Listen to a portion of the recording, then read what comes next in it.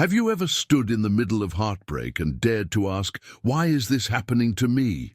Imagine losing everything, family, fortune, even your health, all in a single, shattering storm.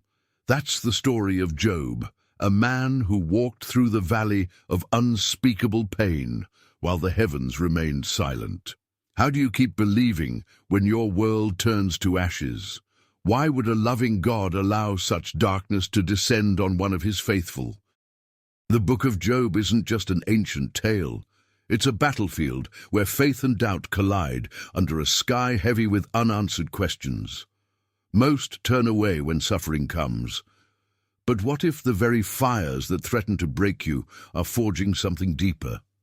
Few realize Job's journey hides secrets about the nature of faith and the mystery of divine presence in our pain. Today, you'll uncover what Job discovered in the whirlwind, truths that turn suffering from a destroyer into a teacher. Are you ready to glimpse the gold hidden in life's darkest mines? Keep watching, because Job's story may become the answer your soul has been searching for. This is where suffering meets revelation. Imagine standing on the wind-swept plains of the ancient Near East. The sky glows with the gold of early dawn, dew clings to the wild grasses, and in the distance you see the silhouette of a man who, for generations, has haunted the imagination of all who hear his name: Job. Most people know the book of Job as the story of a man who suffers. But few have actually paused to ask, why is this story so prominent, so raw, so enduringly mysterious within the Bible itself? Surprisingly, the book never gives us an easy answer. Instead, it plants us in the center of history's greatest spiritual riddle, daring us to linger where others flee, the shadowed places where faith is tested and transformed. The book of Job stands apart in the biblical narrative, both ancient and oddly modern, a literary outlier, older even than Moses, Abraham, or David. Scholars debate its exact date. Some claim its roots stretch back before the time of Israel, its language echoing the cadence of patriarchal tales and wisdom poems from a world now lost to dust. Job's homeland, the land of Uz, is itself shrouded in ambiguity. No map pinpoints it. It's a place of legend, a landscape that seems to hover on the edge of the real and the symbolic. Why does Scripture begin Job's story amid such a mist? The answer itself is an invitation, a beckoning toward mystery. You might be wondering, who was Job, and why did he matter enough to fill an entire book of the Bible? According to the opening lines, he was blameless and upright, one who feared God and shunned evil. Job 1:1. The world respected him, heaven praised him, and even the accuser, Satan, took notice.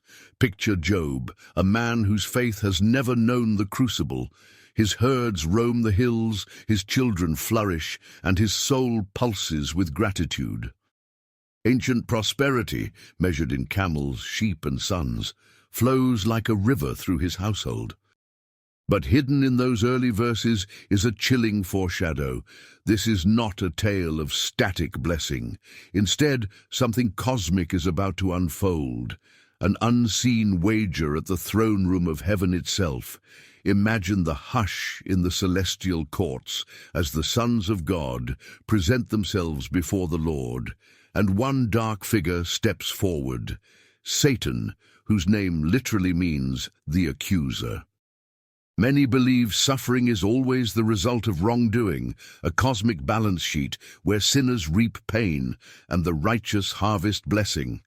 But the book of Job explodes this notion in its very first act. Does Job fear God for nothing? Satan taunts, Job 1:9. The question slices through every easy answer. Is faith real if it is never challenged? Beneath the comfort of prosperity, what truly anchors a soul? Here the great paradox is born.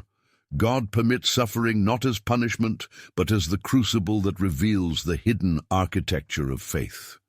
What happened next changed everything.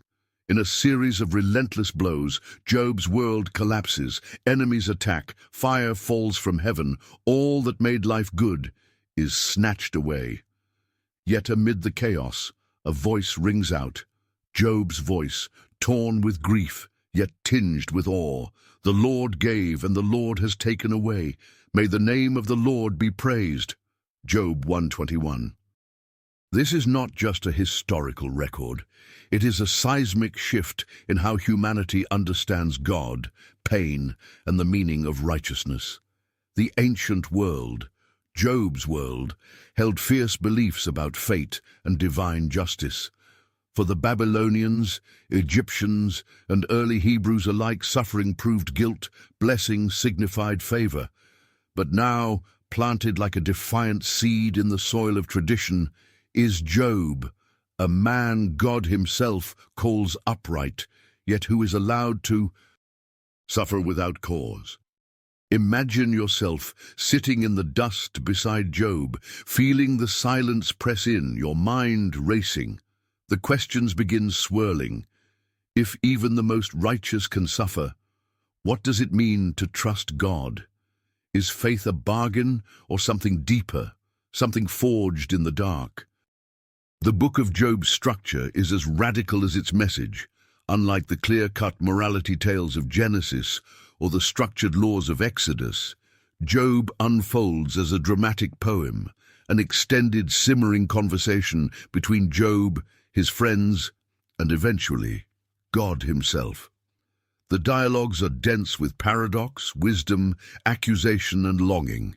Each voice in the whirlwind is both echo and antithesis, forcing us to wrestle with answers that are never quite comfortable.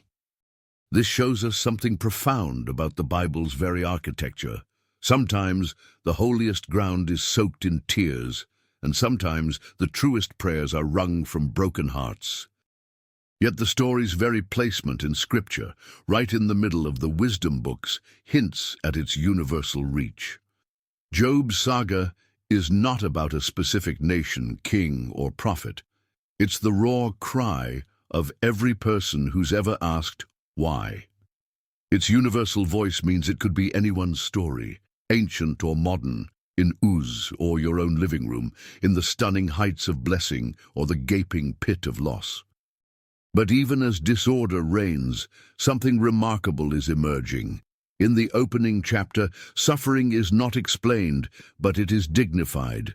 Job's agony, his arguments, his refusal to accept easy answers, these become a sacred journey. The book of Job dares to name what many fear. Faith can coexist with pain, honesty, and bewilderment. And just when you think you're grasping the historical context, the story throws you another paradox.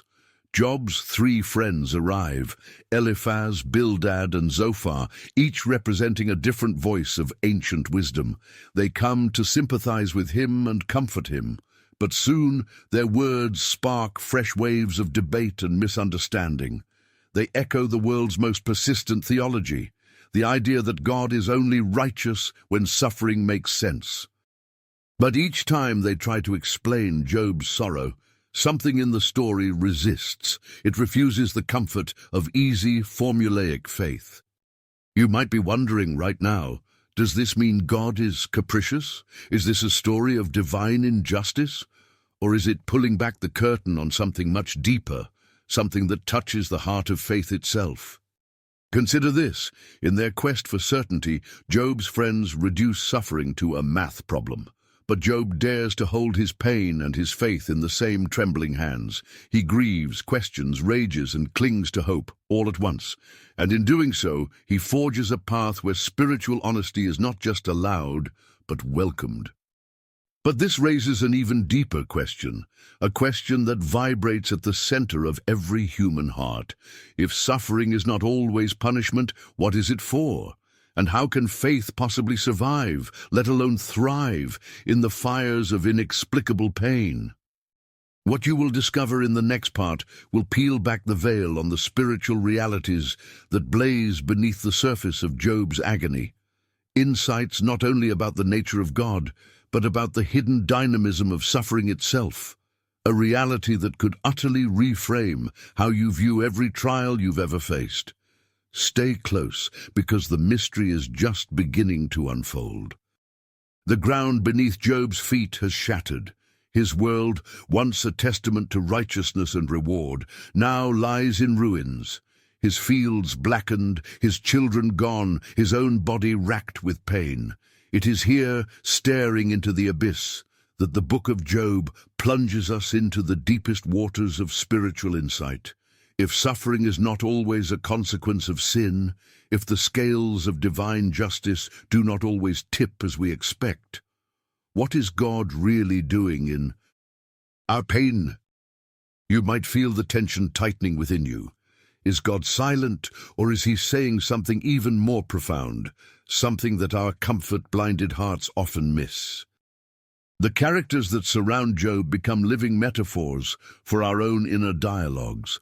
Eliphaz speaks with mystical authority, echoing the ancestral wisdom. Consider now, who, being innocent, has ever perished? Where were the upright ever destroyed? Job 4:7. Bildad insists on the certainty of cause and effect morality. If you suffer, you must have sinned. Zophar argues with self-assured piety, presenting God as utterly inscrutable and untouchable. Many have heard these voices echo in their own minds, especially when life unravels. They represent our attempt to rationalize pain, to impose order on chaos. Surely, if I do good, God will repay me in kind. It is comforting, but dangerously incomplete. The book of Job upends such spiritual arithmetic, not gently, but with the violence of a storm. Here a secret is revealed. True faith is not built on bargains, but on relationship. Job rejects his friend's shallow formulas. He does not pretend away his want, nor does he hide his confusion. Instead, he hurls his questions heavenward. Why did I not perish at birth? Why is light given to those in misery? Job 3:11-20. Tears are his prayers. Lament becomes his worship. And in this refusal to sugarcoat pain, to slap a quick spiritual answer on life's rawest wounds, Job opens a hidden door in the heart of faith. He shows us that God values a soul's honesty far more than polite piety. Imagine the shock of discovery, realizing that in your own doubts, your own questions, there is no offense to God. Rather, there is invitation. This is the heartbeat of wisdom literature, a tension between certainty and mystery, doctrine and lived reality. Job's wrestling with God foreshadows the Psalms' eruptions of lament, the prophets' blistering, "Why, Lord?" In this, we find the first major spiritual insight. Suffering can become an arena for authentic encounter with God, not its obstacle. But another paradox soon surfaces. You might be wondering, if God is truly sovereign and good, why allow the cosmos to be so vulnerable, so unfinished, so wild with pain? The book of Job does not deny God's sovereignty. It amplifies it, stretching it beyond the tight boxes of human logic. Listen to Job's longing. If only there were someone to arbitrate between us, to lay his hand upon us both. Job 9:33. He aches for an intercessor, a bridge between infinite holiness and fragile dust. Job begins to see with aching clarity that God's ways are higher, frustratingly so. He performs wonders that cannot be fathomed, miracles that cannot be counted. Job 5:9. The scale of the universe, the sweep of history, the hidden counsel of the Almighty all stand beyond mortal comprehension. Yet even in this, there is a thread of hope. Faith is not the absence of confusion, but the decision to trust the one who sees the whole tapestry. What makes Job's endurance remarkable is not his answers, but his refusal to give up on relationship with God, even when God seems distant, even when every earthly sign has faded. Hear the tremor of hope that refuses to die. Though he slay me, yet will I hope in him. Job 13:15. Job cannot explain God, but he will not abandon him. This is spiritual wrestling at its rawest, a fierce tenacity that will not release God until the blessing or the answer comes. At this point, another layer of depth appears. The book of Job is not just about human suffering, it's about a cosmic testimony, an invisible drama played out before angels and accusers. Job's unwavering cry, in the dust, in the darkness, is more than personal. It reverberates through the heavens as a living witness. Have you considered my servant Job? God challenges the adversary. Faith, the book suggests, possesses a gravity and resonance that shakes realms seen and unseen. This shows us something profound about spiritual maturity. The greatest faith may look less like triumph and more like endurance, less like the absence of questions and more like refusing to stop asking them. Consider the moments where Job teeters on the brink of despair, yet somehow an ember of longing burns through. I know that my Redeemer lives, and that in the end he will stand on the earth. Job 19:25. Here, Job speaks into the darkness, a hope that predates the birth of Christian theology, a proto-gospel, a whisper of resurrection power centuries before the cross. Suffering, Job discovers, is not the last word. Out of agony comes a vision of a living Redeemer. But amidst this rising hope, relentless questions still haunt the narrative. You might be asking, what kind of God allows loyal servants to become test cases for cosmic debate? Isn't this cruelty? Job himself voices this complaint. Does it please you to oppress me, to spurn the work of your hands? Job 10:3. The book of Job never softens this tension. Instead, it pulls us into the blazing center. God does not explain himself, but he draws near.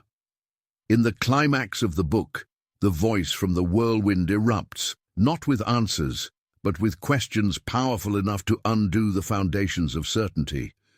Where were you when I laid the earth's foundation? Tell me if you understand. Job 38:4. God doesn't answer Job's why. He invites Job to witness the how, the infinite wisdom undergirding all things. Here is a second astonishing spiritual insight. The goal of suffering may not be understanding but encounter. God's response reframes the trial, not as a puzzle to solve, but as an invitation to awe, humility, and intimacy. Job, face to face with the Creator, discovers deep peace. My ears had heard of you, but now my eyes have seen you. Job 42:5. The disaster that threatened to estrange him from God instead becomes the portal to transformative revelation. You may be feeling a stirring within you, a realization that the deepest answers are not always intellectual but relational. The book of Job extends a quiet invitation. Bring your honest bewilderment, your pain, your darkest night. Faith, it whispers, is not destroyed by crisis, it is refined there. Let's revisit the heart of the story. Job's adversaries press for confession, believing suffering must have a clear cause. Job's wife, in her own despair, urges him to curse God and die. Job's own soul whirls between hope and heartbreak. Yet in this intricate dance, another truth emerges. Lament is itself an act of faith. To cry out, to rage, to plead for answers. This is not weakness, but sacred trust that God is listening. Every tornado, every unanswered prayer, every silent night is gathered up in the divine. Redemption is not the erasure of suffering, but its transfiguration. And yet, the drama of the book of Job refuses neat closure. We are left with a paradox embroidered into the tapestry of faith. God is utterly sovereign, yet astonishingly intimate, far beyond us, yet moved by our pain. Suffering does not disprove his love, but thrusts us deeper into its mystery. This unearths a secret to enduring faith. Our questions may never be fully satisfied, but our souls can be. if we dare to seek an encounter. As we leave Job for now, shrouded in ash, yet transformed by glory, another question simmers in the heart. What does all this mean for us, right here, right now? If suffering can uncover deeper faith and authentic relationship with God, how can we, in the midst of our own calamities, actually put this ancient wisdom to work in everyday life? What you're about to discover in the next part will draw ancient echoes into the present.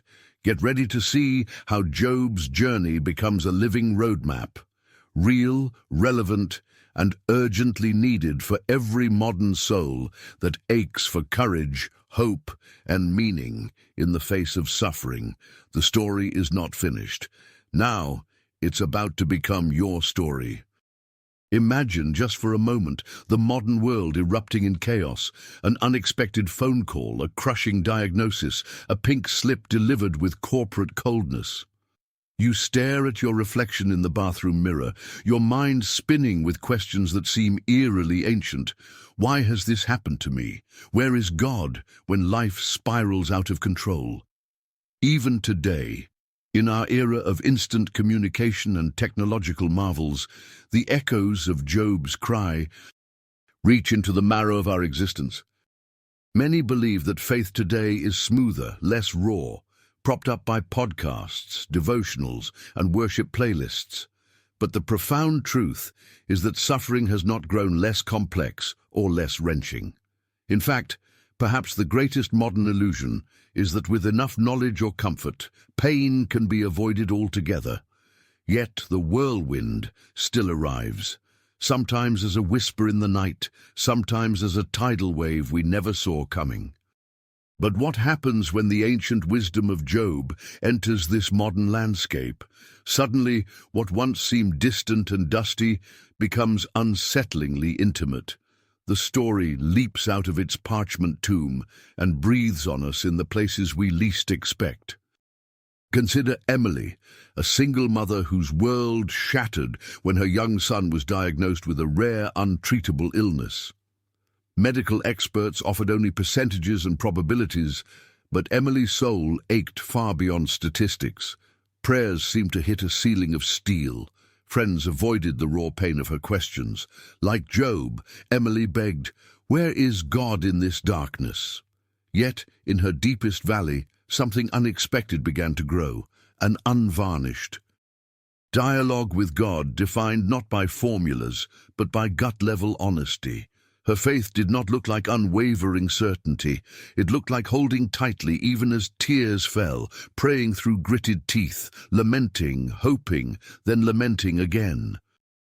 Imagine feeling the weight of this truth. Real faith, Job faith, is not the denial of grief, but the courage to bring our wounds into God's presence over and over, even when answers seem absent. That is where spiritual gold is forged. In our fast-paced, result-driven world, the ancient temptations return in slick new packaging. We slip into transactional thinking. If I do good, God will bless me. If things unravel, I must have failed.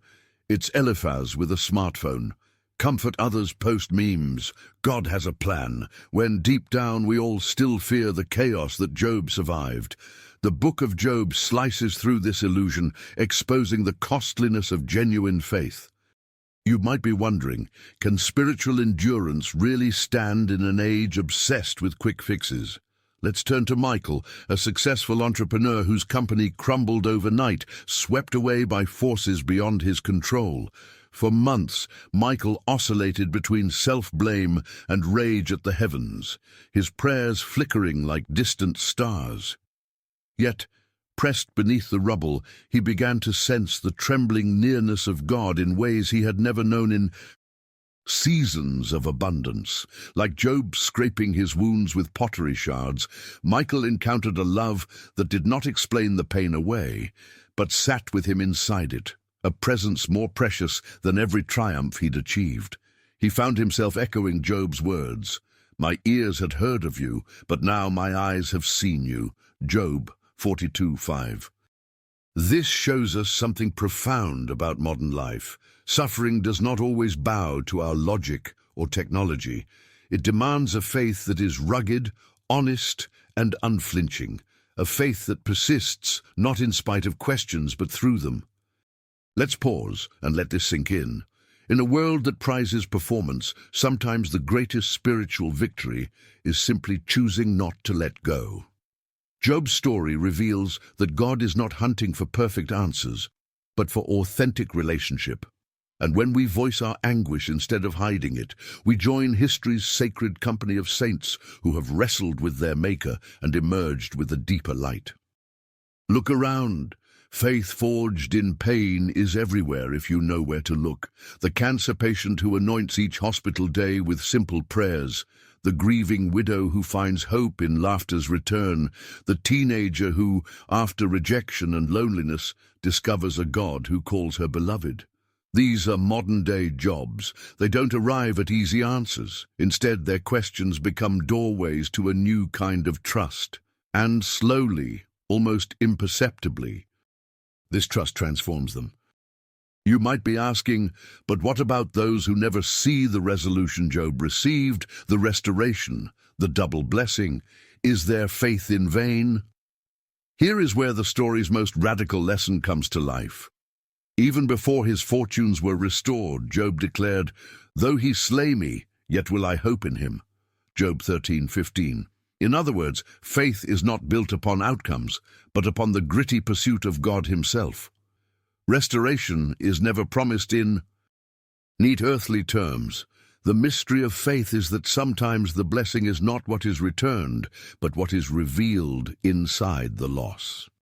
Imagine the earth trembling beneath you as this realization dawns. You are not abandoned in your pain. You are invited to wrestle, to lament, to hope with defiant tenacity. God is not distant, but closer than your next breath, even in the silence. Let's step into another true story. In war-torn regions, believers, persecuted, exiled, uprooted, have drawn comfort from Job's saga. They gather whispering ancient words, "I know that my Redeemer lives," Job 19:25. For them, Job is not metaphor, but a lifeline. When all else is stripped away, possessions, safety, even dignity, faith sometimes is the only thing no one can steal. The book of Job is sung in prisons, recited at gravesides, pondered under hospital lights, and in the subtle despairs of suburban loneliness. It is, paradoxically, the song of the unbreakable spirit. Here's the secret hidden in modern suffering. While the world insists on closure, Job's faith thrives in the open-ended. He teaches us to pray before the happy ending comes, to bless God in the ash heap, to seek encounter rather than explanation. In doing so, we learn to live with unanswered questions as companions rather than enemies. This invites us to a sacred shift. Instead of asking, "How can I avoid suffering?" ask, "What deeper encounter might be possible in this darkness?" Now draw nearer for a moment. Consider the hush that falls in a hospital waiting room, the quiet resolve at a gravesite, the trembling hope after betrayal. Each is a modern echo of Job sitting in the dust, refusing to surrender the mystery of faith to cynicism or despair. And in these moments, God is still writing stories of courage, endurance, and unspeakable grace. You might sense a flicker of hope rising within you, a daring thought that the ashes of your own struggles could become holy ground. The book of Job dares us to believe it, to linger in the tension until faith is born not just as belief, but as lived experience. This is where the story becomes yours. But this raises an even deeper and more haunting question. If Job's journey of faith through suffering shaped the story of those before us and reaches into our own pain today, what does it reveal about the future? Is there a prophetic thread woven through this ancient ordeal, pointing us towards something still to come, something that could once again shake the very foundations of faith and hope themselves? What you're about to uncover in the next part will open doors you never knew existed, doorways into prophecy, promise, and a future where suffering is not the end, but the very place where God's greatest revelations are born. don't look away. The whirlwind has not yet spoken its last word. What if Job's cry was never meant to echo only in the past, but to resonate like thunder into the future? As we move deeper into the book of Job, the narrative's prophetic edge begins to shimmer, a voice not just for then, but for every generation perched on the precipice of suffering and hope. Pause and listen. Do you sense it? With every why and every how long, Job silently teaches us that our pain intersects with destiny, that suffering itself contains a clockwork, turning us toward revelations still to come. In the great theater of Scripture, Job is a forerunner, a prophetic silhouette casting his shadow across history. As you stand with him, covered in dust, your gaze is pulled beyond Uz's barren fields, swept into visions far beyond personal loss or gain. Is there something hidden in his ordeal that points to the ultimate story God is writing? One that will change not just one man's fate, but the fate of the world? Imagine the cosmic stage as the curtain rises on Job's agony. Angels and adversaries look on. Creation itself seems to hold its breath. It is as though Job's suffering foreshadows a much greater drama. If only there were an advocate for me in heaven, one who would plead my case before God, Job cries, Job 16:19-21. Did he realize what glimmered behind those words? That in longing for a heavenly mediator, he was prophesying the greatest intercessor the world would ever know?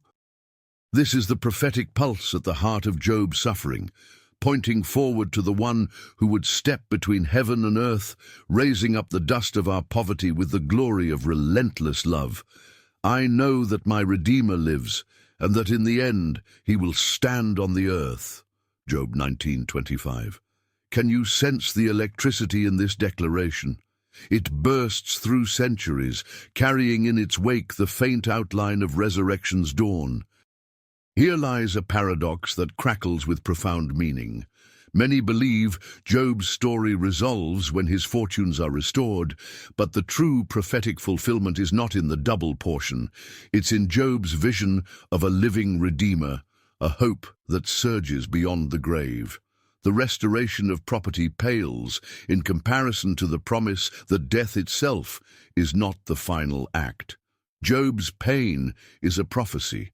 Suffering is not just a consequence of this life, but a threshold to a life beyond, a seed that breaks open, hidden beneath the soil, awaiting the sun's return. You might be wondering, what does this mean for us now, living in the tremors of a world perpetually marked by disaster, illness, and unanswered prayers? Is it possible that the question of suffering, once hurled defiantly toward the heavens, becomes instead a doorway, a holy stage on which God performs his most stunning reversals? Let's consider the scene that unfolds near the end of Job's ordeal. The whirlwind arrives, God himself descends, not with explanations, but with questions that ignite the imagination and humble the heart. Where were you when I laid the earth's foundation? God asks, Job 38:4. Here is a revelation worth lingering over. The Creator who commands the morning stars is also deeply present in human anguish. But there's something more, something hidden in the suspenseful silence after God speaks. The future gathers here. The book of Job is not only a retrospective comfort, it is a prophetic alarm bell, alerting us to a time when suffering and redemption will finally collide in full measure. The New Testament echoes Job's longing. You have heard of Job's perseverance and have seen what the Lord finally brought about. The Lord is full of compassion and mercy, James 5:11. Imagine feeling the tremor of prophecy awaken within you as you recognize this link. Job's battle isn't just about past pain, but about preparing a people, an entire generation, for a hope that endures through the world's darkest nights. Just as Job endured the silence and even the apparent absence of God, so too do we find ourselves on the threshold of a coming revelation, when every loss, every wound, will be caught up in the hands of the living Redeemer. What are the future possibilities hidden in Job's ashes? When we look honestly at the modern world, with its pandemics, wars, climate catastrophes, and widespread despair, we stand in the same dust as Job, daring to hope that suffering is not senseless, not endless. The prophetic voice whispers, "This is not the end, it cannot be, for woven through the whirlwind is a pattern, a promise, a future in which God himself will one day explain the unexplainable, heal the unhealable." This tension is not meant to torment, but to prepare. Scripture reveals that a time is coming when faith will face its final test, a furnace that will refine the world. Jesus said, "In this world you will have trouble, but take heart, I have overcome the world." John 16:33. Here, the ancient and the future meet. Job's cry finds its answer not in a doctrine, but in a person. The Redeemer Job saw from afar will one day stand upon the earth, turning every question into a face-to-face encounter. But you might still ask, does this future hope mean our present struggles don't matter? Are we to wait passively, enduring pain with gritted teeth until some distant redemption arrives? The book of Job says something radically different. It urges us to bring our suffering into the open, to wrestle without shame, because our honest longing actually shapes the future itself. This shows us something profound about the prophetic dimension of faith. Our pain, offered honestly to God, becomes prophecy. It prepares the soil for the Redeemer's arrival, both in the world and in our own hearts. Now imagine a world where every lament, every trembling prayer for mercy rises to heaven like incense, becoming part of a greater story yet to be told. The book of Job gives us license not merely to endure suffering, but to become active participants in God's unfolding future. Our sorrows are not wasted, they become seeds, sometimes bitter, always costly, that will one day yield a harvest of joy, yet unimaginable. Picture this, a future where every injustice is answered, every heartbreak is met with healing radiance, every "Why, Lord?" finds its echo in the loving eyes of the Redeemer who stands for us. Job's vision shimmers just ahead, urging us to lift our eyes beyond the dust, to see the horizon of coming glory, even as we wait with unsatisfied hunger. And yet the message grows even more urgent. The world aches. Creation itself groans, as in the pains of childbirth. Romans 8:22, awaiting not mere explanation, but the revelation of God's children, men and women forged in the fire, who carry hope into the ruins. You stand in this lineage, a Job in the making, called to intercede for a world on the edge. But this raises an even greater hope, one that calls us not just to see, but to act. How can we begin living today as bearers of prophetic hope, even as we wait for the final healing? What practical steps can turn our private suffering into a ripple of transformation, both for ourselves and for the world? In the next chapter, you'll enter into the hidden engine of spiritual growth that Job prophesied with his tears, a blueprint for turning trial into triumph. The whirlwind is not done speaking. Ahead lies the path to take Job's wisdom and shape it, here and now, into living action and enduring fruit. The story continues, and your hands are now part of its unfolding. At the heart of Job's storm, something extraordinary begins to happen, something invisible, yet more powerful than any whirlwind. Underneath every harsh accusation, every tear and groan, beneath the rubble of all he thought he knew, Job is drawn into a depth of connection with God and with his own soul that no quiet season of prosperity ever offered. Step closer now. Peer through the dust. Could it be that suffering, once stripped of its terror, becomes the very place where spiritual connection deepens in ways otherwise impossible?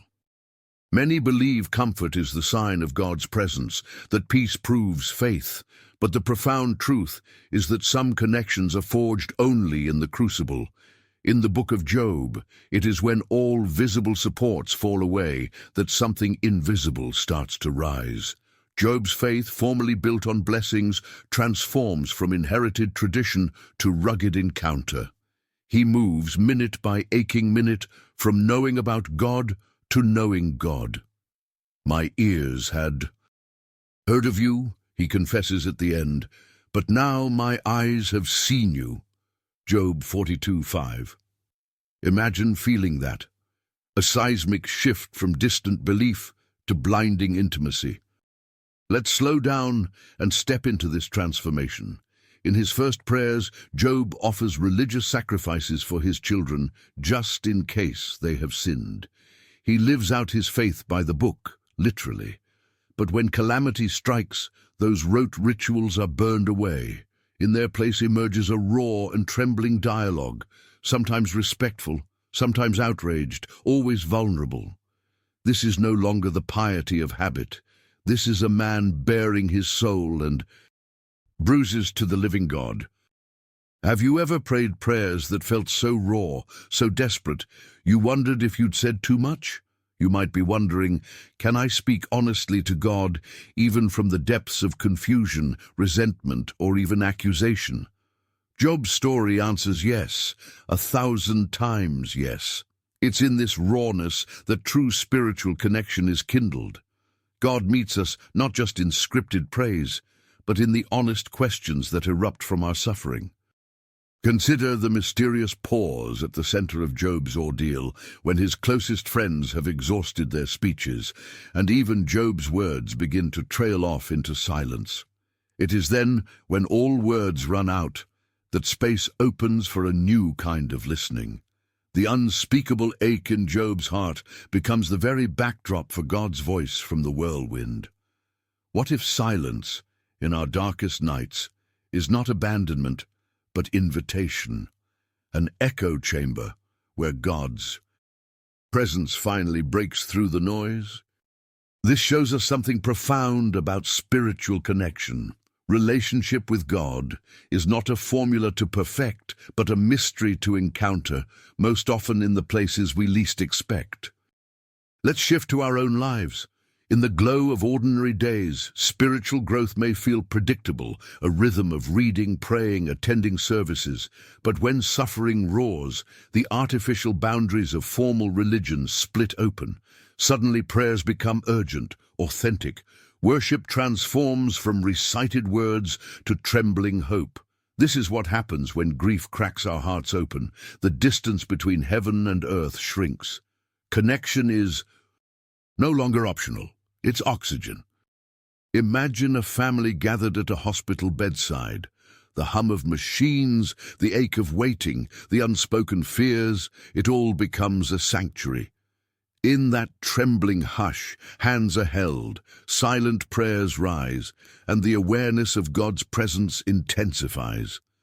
The pain has not miraculously vanished, but in its midst, something luminous flickers, a love and unity that would never have surfaced in brighter circumstances.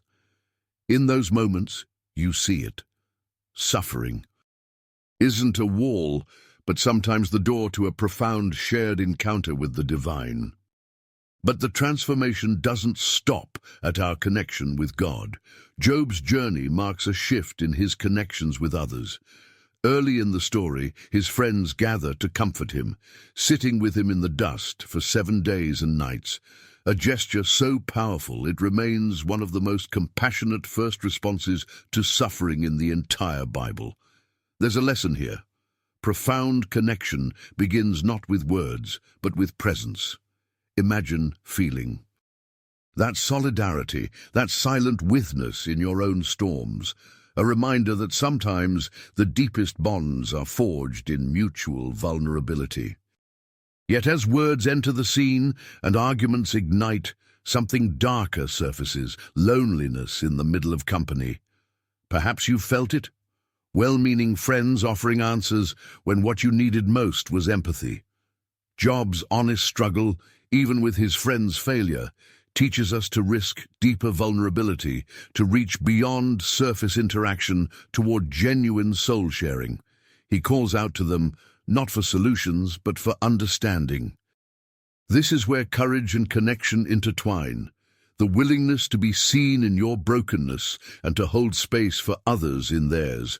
Imagine letting someone see past your "I'm fine" to the deeper ache you've hidden. Imagine receiving the raw, uncomfortable truth of a friend's suffering. That is the soil where spiritual connection, fierce and authentic, grows. But Job's ordeal also reveals the ultimate connection, the possibility of forgiving those who cannot understand your pain. At the story's close, God asks Job to pray for the very friends who wounded him with their shallow theology. Picture the humility required for this step. Job's forgiveness becomes his final victory, a healing act, not just for himself, but for his circle. Here is God's mysterious economy.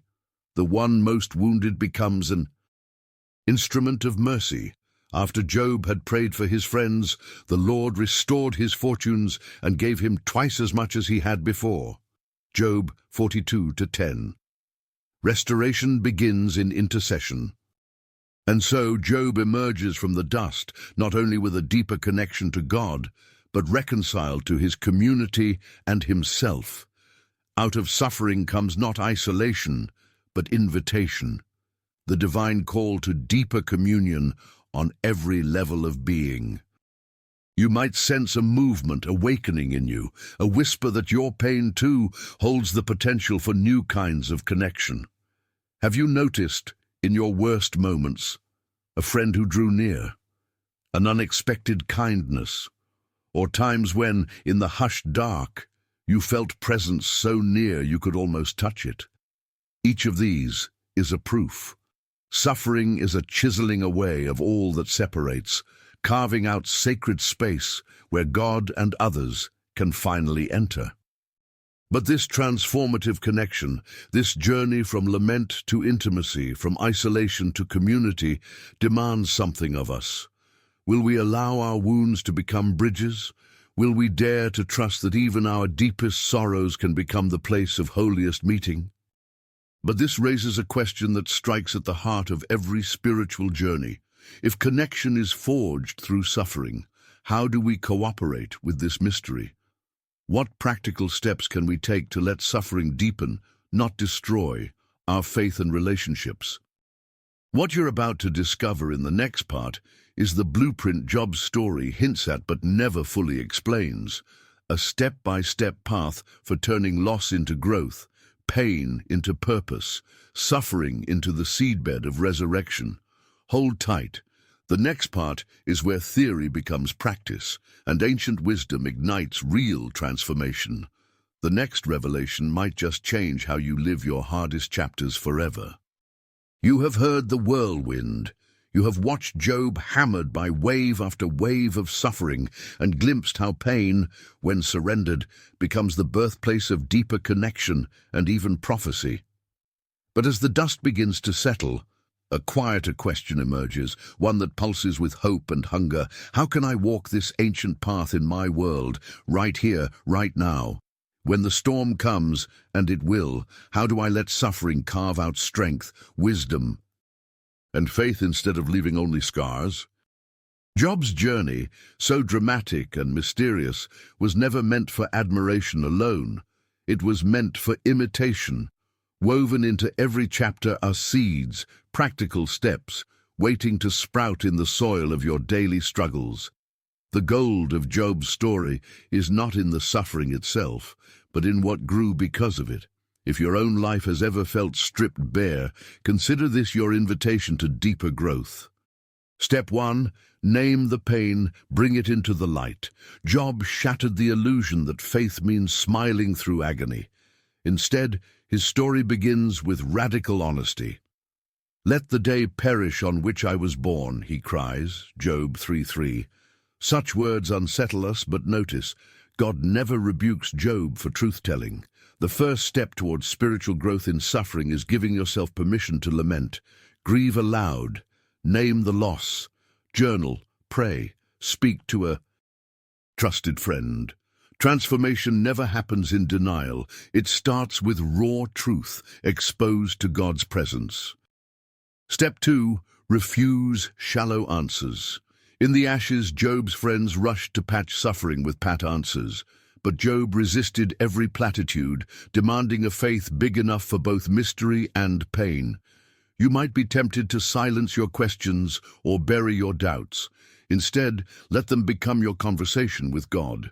I desire to argue my case with God. Job 13:3. Spiritual growth requires permission to ask, to challenge, to wrestle, not just with your pain, but with God Himself. Questions are not faith's enemy, they are its doorway. Step 3. Cling to relationship, not results. Job's faith was not transactional. He did not worship to get, but to know, even when knowing meant walking in darkness. Though He slay me, yet will I trust in Him.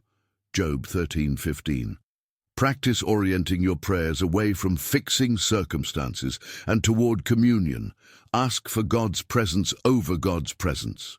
Sometimes the deepest growth emerges when you move from "why is this happening" toward "where are you, God, in this?" and dare to wait in the silence. Step 4. Cultivate sacred silence. When words failed, Job's world grew quiet and his friends sat in soundless solidarity. It was in silence, when every argument faded, that God's voice finally thundered into the scene. In your own suffering, carve out holy pauses. Set aside time to wait, not for answers but for presence, meditation, stillness, or even walks in nature. Trust that silence is not abandonment but invitation. Imagine the hush before a storm breaks, pregnant with possibility. That is where God loves to speak. Step 5. Practice lament as worship. The Psalms and the prophets, like Job, were not afraid to cry out, to rage, to plead, finding in these raw cries the roots of true worship. Lament is not the end of faith, but its deepening. In grief, pray your sorrow, write your anger, sing your confusion. God's embrace is big enough for the full spectrum of your emotions. My tears have been my food day and night, the psalmist laments, and yet, even in this, a tether to God remains unbroken, Psalm 42:3. Step 6. Seek presence over performance. Notice how Job's suffering strips away every external marker of blessing, wealth, reputation, health, leaving only naked soul before God. In our world, it's easy to judge spiritual growth by outward success. But in the book of Job, the storm reveals what cannot be shaken.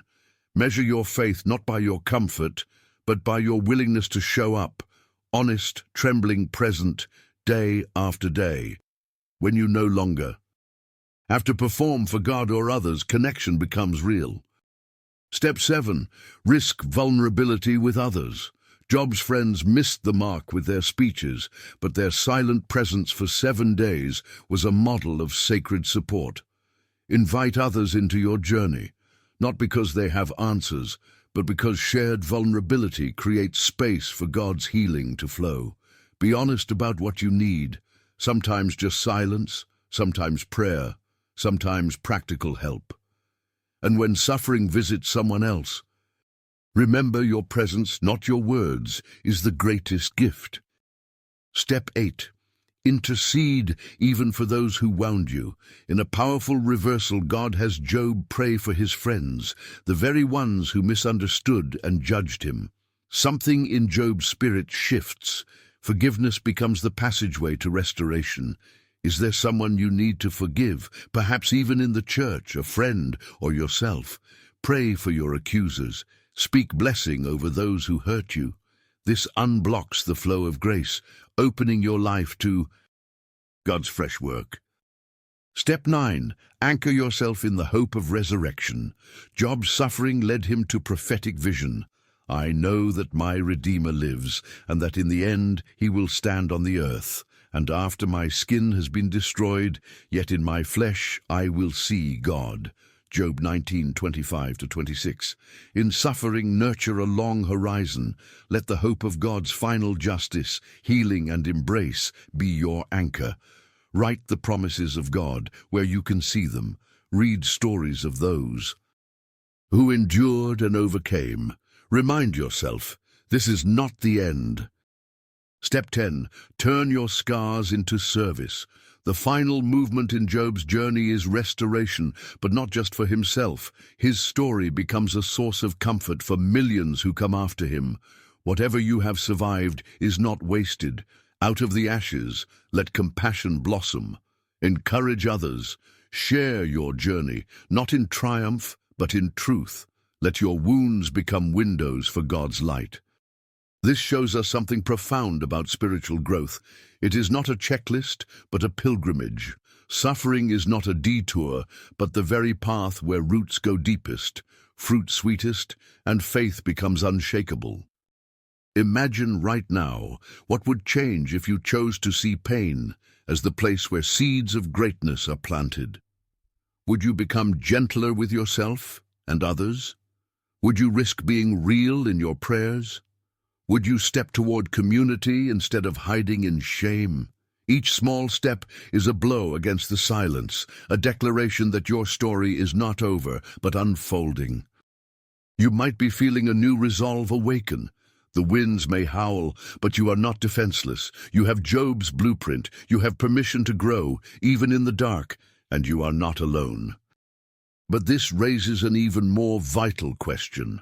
If spiritual growth is not just a private matter, how do these lessons transform our communities, our families, our churches, our world?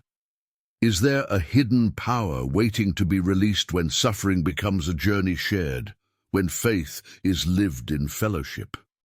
What you're about to witness in the next part is the contagious impact of a faith forged in suffering, the way Job's solitary journey becomes a communal revival, igniting hope in the hearts of all who dare to walk beside him.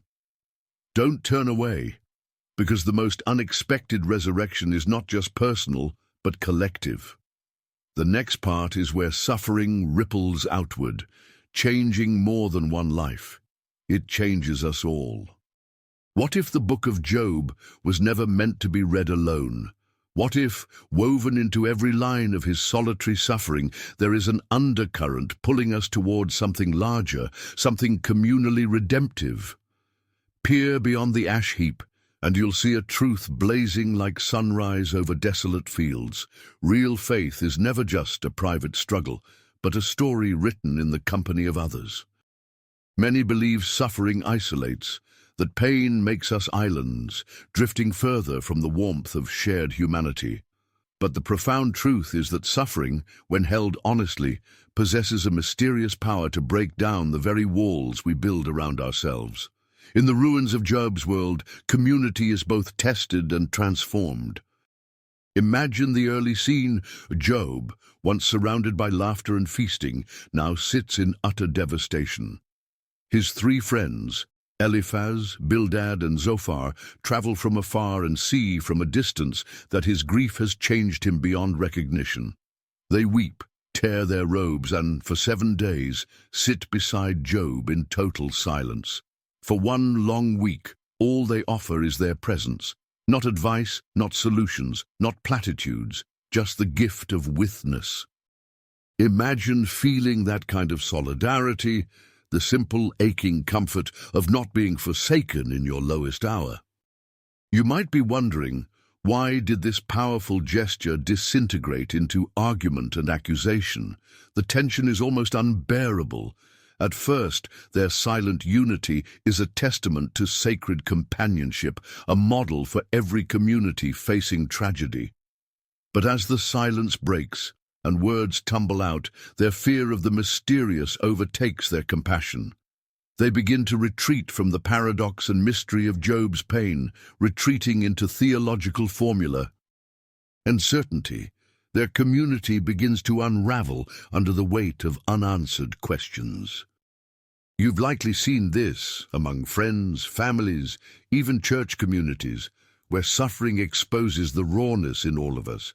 and demands more than what we're comfortable giving. Many believe that faith communities are places of constant comfort, but the profound truth is that real fellowship often requires us to wrestle with discomfort, mystery, and our own helplessness.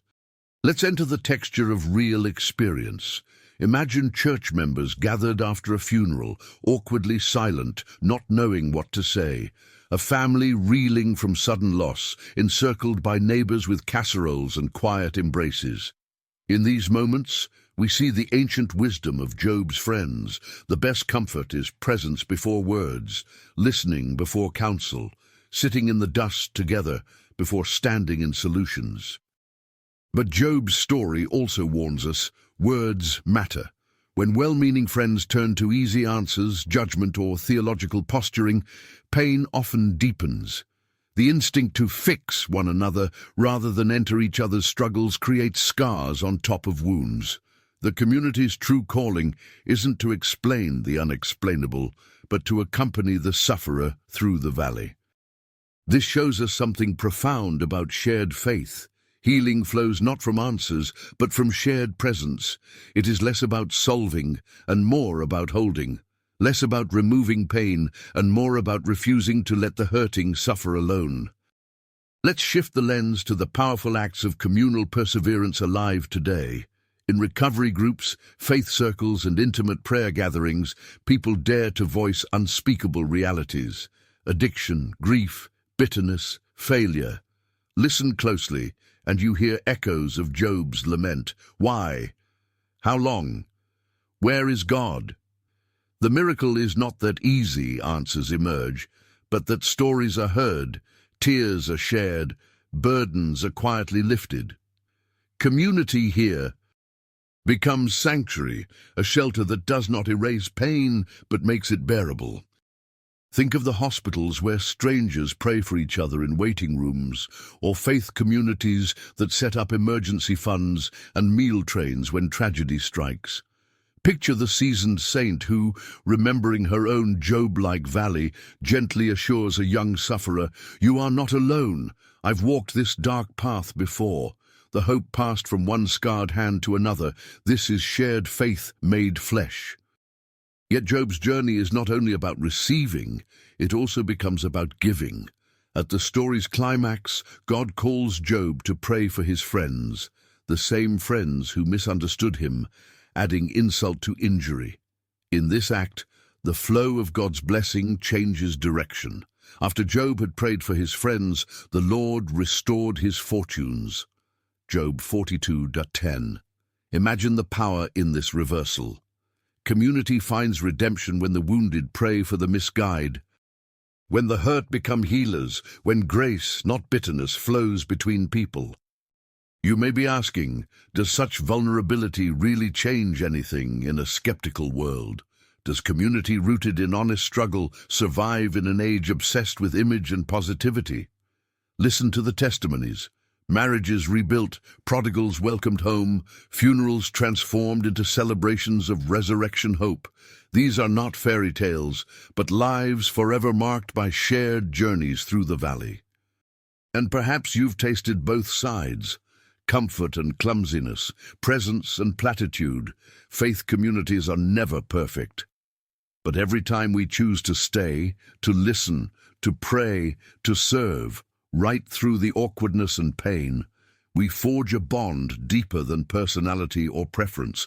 We become the living answer to Christ's prayer, that they may be one as we are one. John 17:22. Imagine feeling this for yourself, not as an observer, but as a participant. When you share your real struggle, you give others permission to be honest too. When you refuse to let another hurt alone, you enact the gospel in its purest form. Community becomes less about perfect theology, more about bleeding together until resurrection's promise breaks through.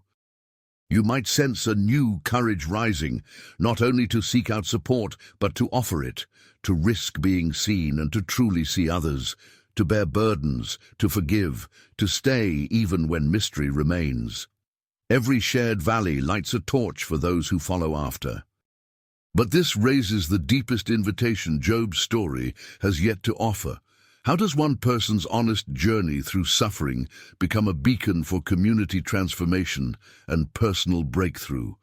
What are the stories, real, gritty, miraculous, that show us the power of endurance, connection, and faith forged beneath the weight of sorrow? What you're about to witness in the final part is the living testimony, the stories of individuals and communities marked, changed, and set alight by their Job-like trials. Get ready, because the conclusion will not only answer your questions, but ignite a hope fierce enough to withstand any storm. When suffering shapes both soul and society, nothing stays the same. The last word is still waiting to be spoken. Have you ever felt the universe suddenly fall silent, your prayers dissolving in the night, your heart cracking beneath a weight you never imagined you could bear? The book of Job meets you in that hollow, echoing space. But now, as our journey reaches its crescendo, the ancient story demands something of us. A reckoning not merely in theory or theology, but in the gritty terrain of our own lived experience. What does it really mean to find faith through suffering? The answer is written in the ink of personal stories, lives transformed, not despite their wounds, but precisely because of them. Pause and look inward for a moment. Each of us, in ways both small and earth-shattering, has sat in Job's ashes. Maybe you have too. The loss of a loved one, a diagnosis that shattered normalcy, a betrayal or disappointment so deep it left you questioning everything. In these crucibles, faith is stripped of its abstractions, left trembling, raw and real. Many believe that pain always leaves us emptier, but the profound truth is that loss can open a well of meaning, courage, and hope that was hidden in the depths. Let's meet Sarah. Years ago, she was the picture of certainty, thriving career, cherished friendships, a faith that seemed unshakable. Then, in one devastating year, an accident claimed her husband and left her battling chronic pain. Silence swallowed her prayers. Her friends, uncomfortable with her sorrow, began to scatter. Every piece of her future crumbled. But in the quiet, Sarah stumbled upon a verse, Job's ancient shout, "Though he slay me, yet will I trust in him," Job 13:15. At first, these words felt impossible. How could trust survive devastation? Some days, Sarah confessed, it couldn't. She wept, railed, and wandered in doubt. But slowly, the sharp edges of her grief cut a channel for something new, a faith unanchored from circumstances. She began journaling her laments to God, naming each fear, each anger, each yearning. Over months and years, her prayers grew less polite and more honest. And to her stunned amazement, she sensed God's presence in places untouched by religious platitude.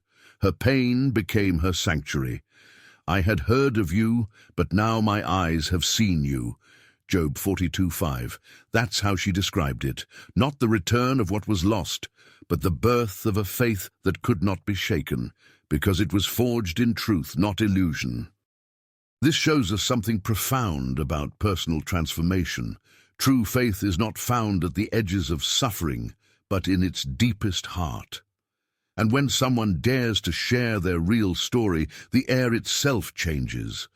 Permission is given for all around them to hope again. You might be wondering if this is just poetic sentiment or if it shows up in real, unpredictable places.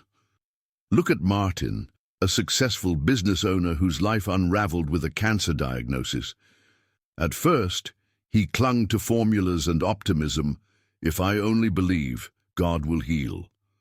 But as treatments failed and his body weakened, Martin entered a job-like season of wrestling. He stopped pretending.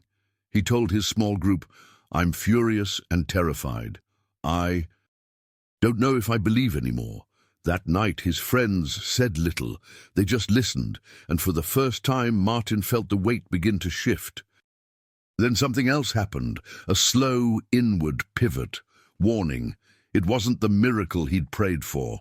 Instead, Martin's transformation was quieter. He began writing letters to his children, pouring out wisdom and blessing for a future he knew he might never see. He prayed blessings over the doctors and nurses. He forgave old grievances, and holding nothing back, he allowed gratitude and peace to mix with his fear.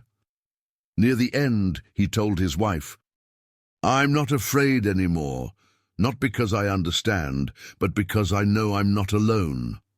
His suffering had not been wasted. It had carved out a home for faith that defied explanation.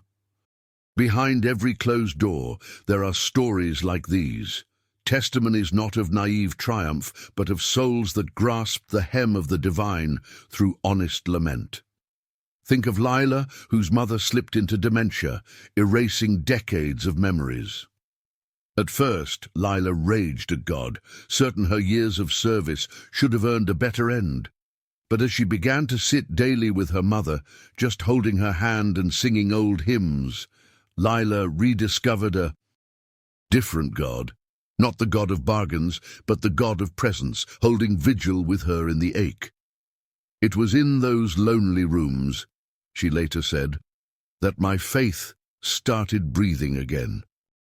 These stories matter not because they resolve neatly, but because they invite us into a new imagination, a world where the darkest valleys become holy ground.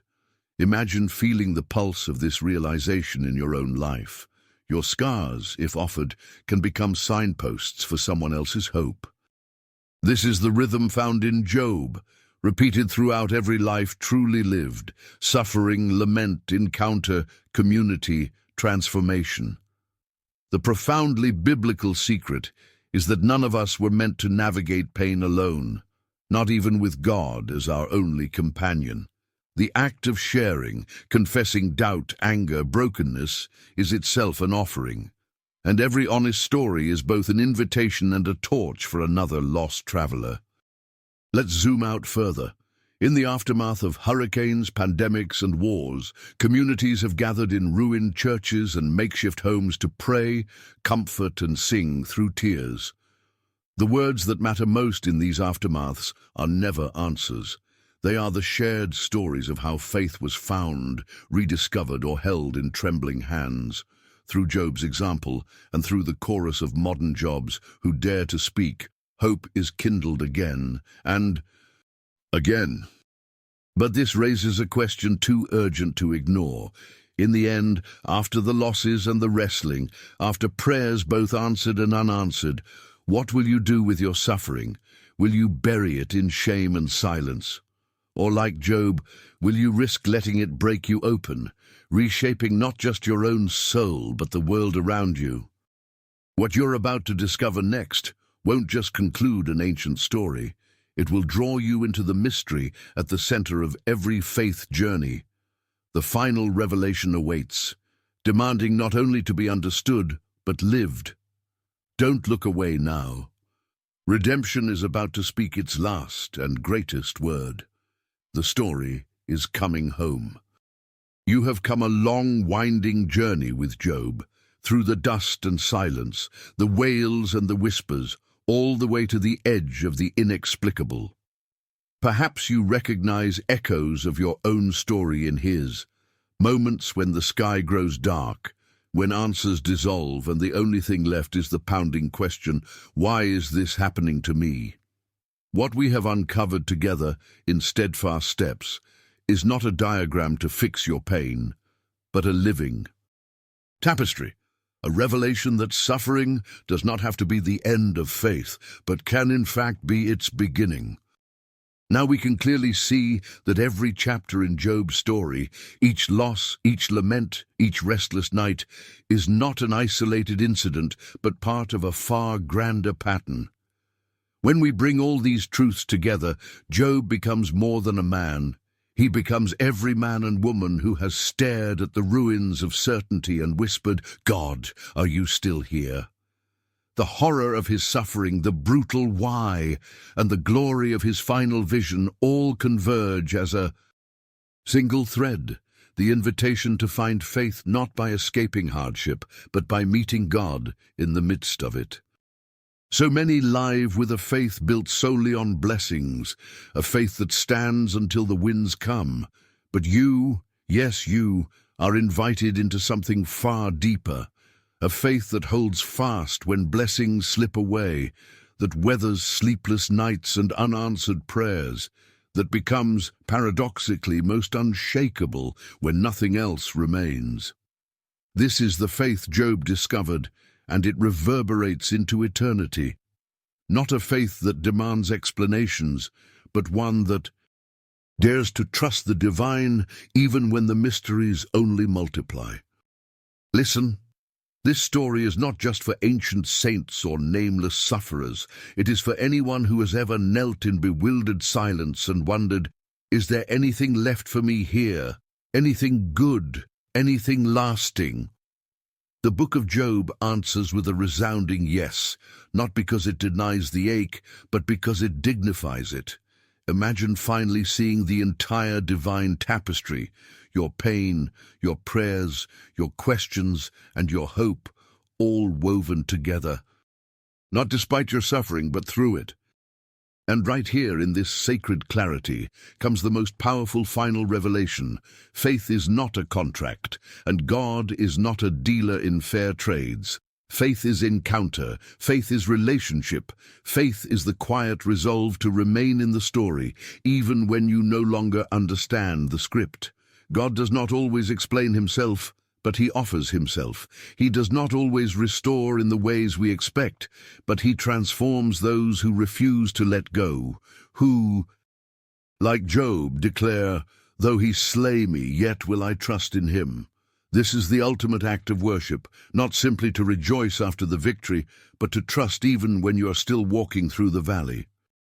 Let your heart feel this. Your suffering does not disqualify you from God's presence. It can become the doorway to his greatest revelations. Imagine the possibilities that open when you stop waiting for blessing to return, and instead lean fully into the God who meets you in the very midst of the void. Your lament can become your sanctuary, your desperate prayers a bridge to the holy, your weakest hour, the birthplace of a faith so radiant it defies words. There is blessing that comes not just after, but within the hardest season. Let's bring these truths into your daily walk, not as burdens, but as invitations. When you begin to name your pain honestly before God, you open space for encounter, not just relief. When you resist the urge for easy answers and instead choose the slow work of wrestling with God, you cultivate a faith that is alive and deep-rooted. When you draw near to community, even when sharing your pain feels awkward or raw, you become both comforted and comforting, turning isolation into solidarity. When you forgive the misunderstandings of others and pray for those who wounded you, you unleash a river of restoration that flows further than you know. And when, above all, you choose to hope for resurrection, for redemption beyond your understanding, you anchor your life in the great eternal story, "I know that my Redeemer lives." Imagine how your life would change if you dared to make suffering your teacher, your ministry, your meeting place with God. What scars could become windows for grace? What silence might resound with the voice of the whirlwind? What desperate question might be met, not always with answer, but with presence himself? This is God's moment for you, not a pause between sorrows, but a holy invitation to be changed right within the ashes. And you do not have to walk it alone. You are the living proof that the story of Job is still being written. Every time you speak honestly, every time you reach out in pain, every time you keep trusting with nothing but empty hands, you become part of a legacy that cannot be shaken. Let's make this a place where faith is not perfected, but practiced together. Share your story, whether you're in the middle of heartbreak or have emerged through the fire. How has God met you in your darkest hour? What question are you still daring to ask? Who has sat with you in the silence, or who needs you to sit with them now? Write your reflections in the comments. There is holy ground in our shared struggle and our shared hope. If this series has spoken to you, share it with someone walking through the night. The next journey, filled with new revelations of hope and faith, awaits in upcoming videos. Make sure to subscribe and never walk this road alone. And so, let this be your unforgettable declaration, the last and lasting word, echoing from Job's ashes to your own. In the mystery of suffering, when faith holds on with empty hands, we do not find all the answers, but we find the God who is the answer. Pause. Breathe that in. Carry it with you, for even in the whirlwind you are seen, you are loved, and your Redeemer lives.